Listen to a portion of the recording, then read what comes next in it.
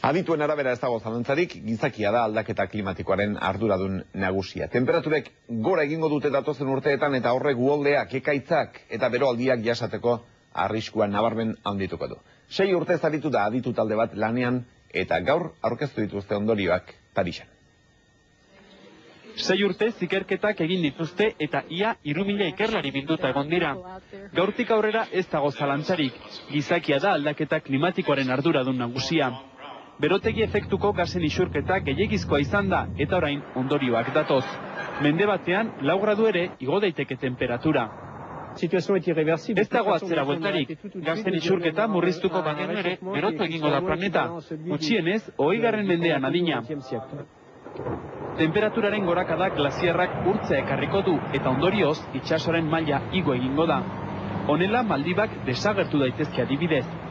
Gainera muturreko fenomenoak ohikoak izango mendira, beroaldiak eta eurijasak alegia. Aldaketa hauen kaltea uste duguna baino gertuago dugu. Mediterraneoaren inguruan dauden lurraldeetan prezipitazioek bera egingo dute. Lurralde lehorrak izango dira eta Iberiar penintxula desertu bilakatzeko prozesuan sartu da dagoeneko. Basamortutze hau soilik 30 urteren buruan bizkortu daiteke. Hemen bilduta egon diren adituek esaten dute inoiz baina datu gehiago ezagutzen direla orain egoera klimatikoaz, baina azpimarratu dute zientzialariek direla eta ez dela beraien ardura neurriak hartzea, politikarien abaizik. Eta Euskal Herrian zer? Hemen ere baikor izateko datu gutxi. CO2 isuria Kiotok ezarritakoa baino, 9 puntua handiagoa izan zen iaz hegoaldean. Energiak eta garraio sektoreak kutsatzen dute gehien. Administrazioa lanean ari da Kiotok ezarritako helburuak betetzeko ahaleginean, baina oraingoz ez du lortu. CO2aren isurketak 50% gehitu dira Euskal Herrian azken 15 urteetan. Datua txarra da, baina alde ona ere badu, azken urteotan gutxitzen hasi da kopurua. Aldaketa klimatikoa eragiten duten faktoreetan kaltegarriena CO2 isurketak dira. Iaz, Euskal Autonomia Erkidegoan, Kiotoko hitzarmenak ezartzen duena baino 9 puntu gehiago isuri ziren. Jaurlaritzako ingurumen sailari energia sektoreak sortzen dio kezka bereziki.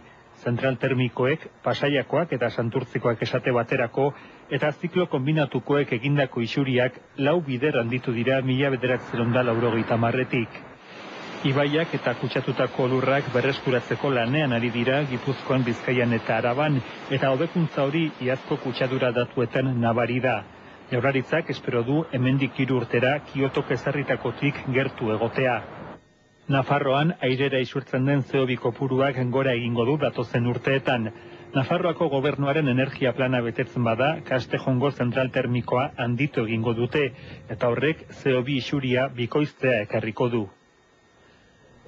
Paristik etortzen ziren zikoinak garai batean, baina gaur egun ez dira inondik ere etortzen gure artean baititugu urte osoan. Aldaketa klimatikoaren beste adibide bat. Duela 30 urte sumatu zen, lehen aldikoz, bikote batzuk ez zirela negu gorritik iesi Afrikara joaten. Neguak geroz eta epelagoak dira, eta ez zaie jatekoa falta. Gizakiok zabortegiak jarri dizkiegu gainera esku-eskura.